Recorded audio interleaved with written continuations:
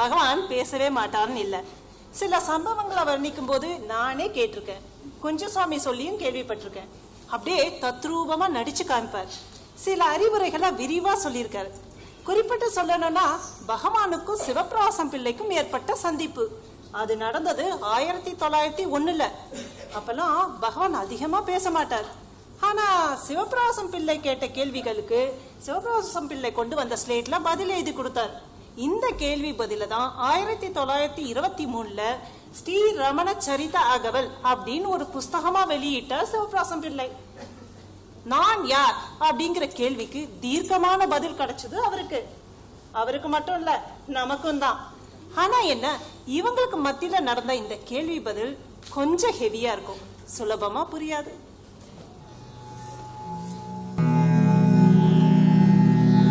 நான் சிவபிரகாசம் பிள்ளை.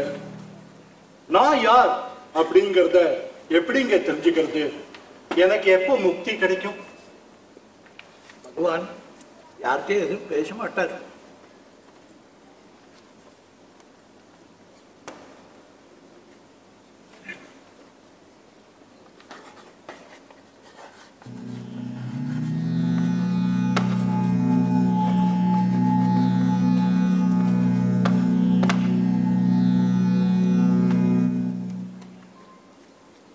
தீவிர ஆத்ம விசாரம் பண்ணா நான் யாருங்கிறது புரிஞ்சு போகும். அதுதான் முக்தியை கொடுக்கும். தீவிர ஆத்ம விசாரம்னா அந்த தீவிர விசாரம் பண்ணா நான் யார் அப்படிங்கறத தெரிஞ்சுக்கலாமா? ஓ, நான் அப்படின்னு சொன்னா இந்த ஸ்தூல சரீரம் நான் இல்ல, பஞ்ச பிராணாதி வாயுக்கள் 5 எலிமெண்ட்ஸ் நான் இல்ல, யோசிக்கிற மனசு திங்கிங் மைண்ட் நான் இல்ல, அஜ்ஞானமும் நான் இல்ல, இது எதுவுமே நான் இல்ல. இது எதுவுமே நான் இல்லைன்னா அப்போ நான் யார்? இப்ப நான் சொன்னேன் இல்லையா, இது எல்லாத்தையுமே இது நான் இல்ல, இது நான் இல்ல அப்படி நிராகரிச்சுட்டே வந்தா எஞ்சி இருக்கிற அந்த அறிவு, உள் உணர்வு, இன்னர் கான்சியஸ்னஸ், அதுதான் நான். அந்த உள் உணர்வோட தன்மை என்ன? தன்மை சத்து சித்து ஆனந்தம். இதுல நான் அப்படிங்கிற எண்ணமே வராது. அதுதான் மௌனம், அதுதான் ஆத்மா. ஒண்ணு தெரியுமா, கடவுள், அகந்தை, உலகம் இது எல்லாமே ஆத்மஸ்வரூபத்துல உதிக்கிற கற்பனை. இந்த ஆத்மஸ்வரூபம் ஒண்ணு மட்டும்தான் சத்தியம், அது மட்டும்தான் நிரந்தரம். அந்த உண்மையை எப்படி உணர முடியும்? மற்ற உலக விஷயங்களை பார்க்கும் போது இதையும் உணர முடியுமா? முடியாது. இது எப்படின்னா, தாம்பு கயத்துல பாம்பை பார்த்து அரண்டவன் அந்த சர்ப்ப ஞானம் நீங்கி அதிஷ்டான கயறுதான் அப்படிங்கிற ஞானம் தோன்ற மாதிரி உலக ஞானம் நீங்கினா மட்டும்தான் ஆத்ம ஞானத்தை பெற முடியும். சரி, அந்த வெளி தோற்றம் எப்போ மறையும்? இந்த எண்ணங்கள் எல்லாம் உருவாக்குற மனசு இருக்கு இல்லையா, இந்த மனசு காணாம போன உடனே இந்த வெளிப்பொருள்களும் தானா காணாம போயிடும். சுவாமி, மனசோட தன்மை என்ன? எண்ணங்களோட சேர்க்கைதான் மனசு. அது ஆத்மஸ்வரூபத்தோட ரொம்ப அதிசயமான சக்தி. இந்த உலகத்தையே அதுதான் உருவாக்குறது. மனசு சுழண்டுட்டே இருக்கும்போது உலகம் தெரியறது. சரி சாமி, அந்த மனச எண்ண ஓட்டங்களை எப்படி மறைய வைக்கிறது? நான் யார் அப்படிங்கிற கேள்வியை எழுப்பிண்டே இருக்கணும். இந்த கேள்வியும் மனசுல ஏற்படுற ஒரு செயல் தான். ஆனா வேற எந்த சிந்தனையும் இல்லாம பண்ணிடும். அப்படி பண்ற போது கடைசியில இந்த சிந்தனையும் இல்லாம செஞ்சிடும். இது எப்படின்னா, சடலத்தை சாம்பலாக்கிறதுக்கு கெந்தி விடுற கட்டை இருக்கு இல்லையா, கடைசியில அதுவும் சேர்ந்து சாம்பல் ஆயிடுறது. அது மாதிரிதான் உங்களுக்கு இன்னொரு உதாரணம் சொல்லணும்னா, இந்த சிலந்தி பூச்சி தன்கிட்டே இந்த நூலை நுத்து தன்கிட்டே இழுத்துக்கும்.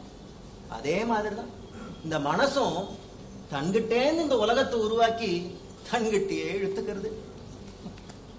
ஒண்ணு தெரியுமா, உலகம்னு ஒண்ணு உருவாக்கிட்டோம்னா ஆத்மாவை பார்க்க முடியாது, ஆத்மா பிரகாசிச்சுடுத்துனா உலகமே தெரியாது. என்ன போய் பாக்குறீ?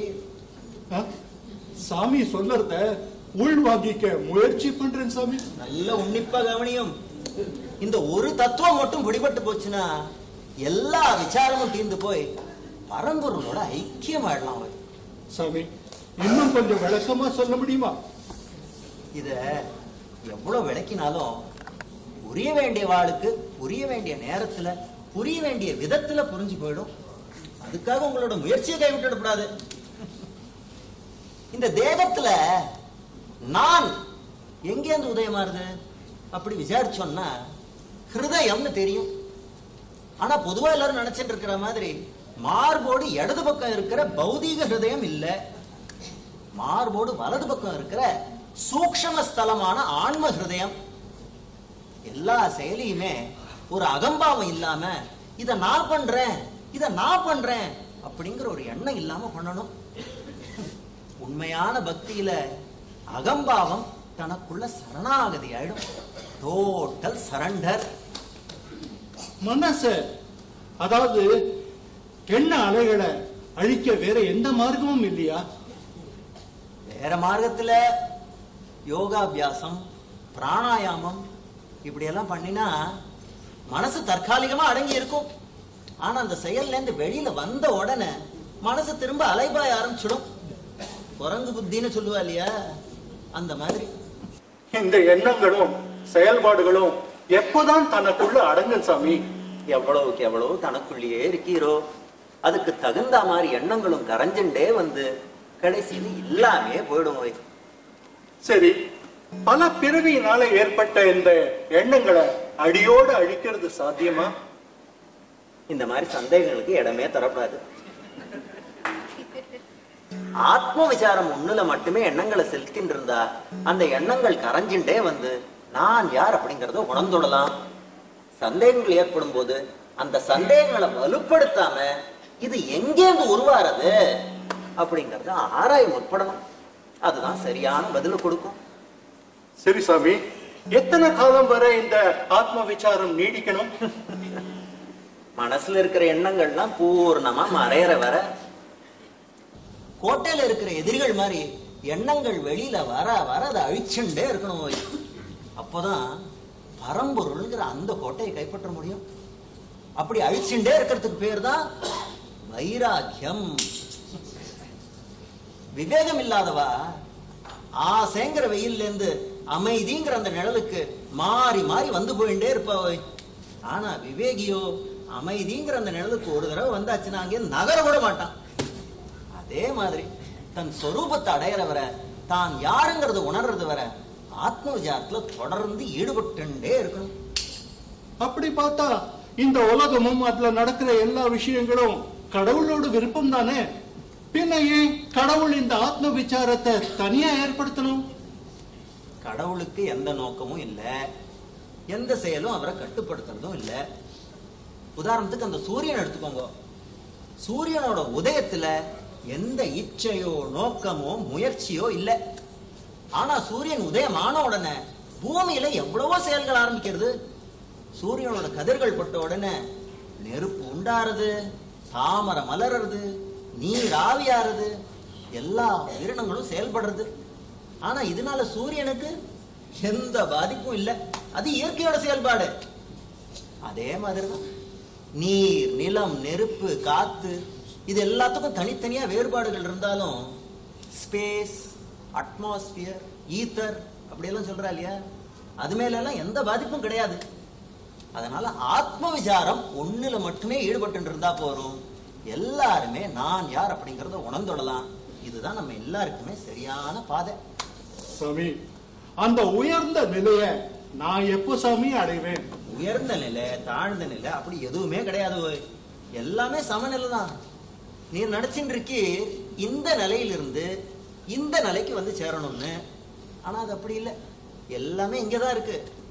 ஒரு சில பேருக்கு இது நியாயமான நிலை, ஒரு சில பேருக்கு இது.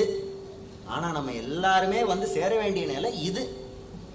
இந்த இடத்துல இருந்து மெதுவா நகண்டு நகண்டு நகண்டு இங்க வந்து சேரணும். அப்படி போற பாதையில நடுப்புற இந்த காம குரோத லோப மோக ஆசாபாசங்கள் எல்லாத்தையும் அழிச்சுண்டே வரணும். அப்படி நிராகரிச்சுண்டே வந்தா கடைசியில வந்து சேர்ற நிலைதான் இது பரம்பொருள் ஆத்ம ஞானங்கிற நிலை. கடைசியா வந்து சேர்ந்தாலும் இது ஒண்ணுதான் ஓய் நிரந்தரமான நிலை.